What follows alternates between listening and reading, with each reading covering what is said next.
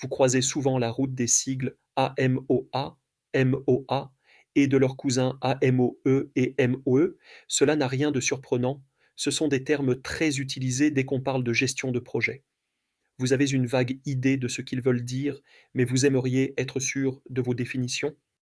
Il est enfin temps de comprendre ce qui se cache concrètement derrière ces expressions. AMOA et MOA, définition. AMOA est l'acronyme d'assistance à la maîtrise d'ouvrage, mais aussi du rôle d'assistant à la maîtrise d'ouvrage. Comme le laisse deviner sa définition, le AMOA a pour mission d'assister le maître d'ouvrage, le MOA. En gestion de projet, le maître d'ouvrage est bien souvent le client, le prescripteur du projet. Il est en demande d'une aide, externe ou interne à l'entreprise, pour mener à bien un projet donné. La MOA est donc là pour soulager le MOA des tâches chronophages et pour appréhender les questions techniques.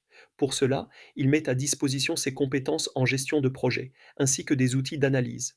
Le but, aider le maître d'ouvrage à avoir les éléments nécessaires pour prendre les bonnes décisions concernant le projet.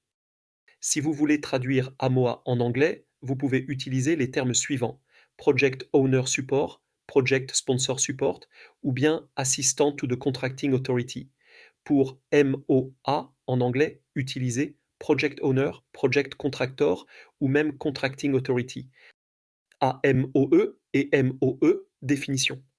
AMOE est l'acronyme d'assistance à maîtrise d'œuvre. Comme son nom l'indique, il s'agit d'une fonction dont le rôle est d'assister la maîtrise d'œuvre, le MOE, dans le pilotage d'un projet. En gestion de projet, la maîtrise d'œuvre est chargée de réaliser les tâches dites techniques dans les conditions de qualité, coûts et délais définis par le cahier des charges. La MOE est donc positionnée en aval de la MOA. Elle exécute concrètement le besoin exprimé par la maîtrise d'ouvrage. Secondée par la MOE est responsable de la réalisation des travaux du projet sur le plan opérationnel. Les notions de AMOE et de MOE sont intimement liées à celles de AMOA et de MOA. Il faut pourtant faire attention à ne pas les confondre, car la MOE désigne les équipes en charge de la réalisation technique et opérationnelle du projet. De leur côté, la MOA représente le prescripteur du projet. La AMOA représente les personnes qui traduisent les besoins métiers en spécifications techniques à destination des AMOE. Autrement dit, la MOA exprime les besoins fonctionnels des utilisateurs, tandis que la MOE répond à ces besoins avec des solutions techniques adaptées. La complémentarité des compétences de ces deux groupes est indispensable pour la réussite du projet. En bref, le AMOA est là pour faire gagner du temps aux donneurs d'ordre d'un projet, mais pas seulement. Il apporte également son regard extérieur tout en faisant le lien avec la partie technique MOE.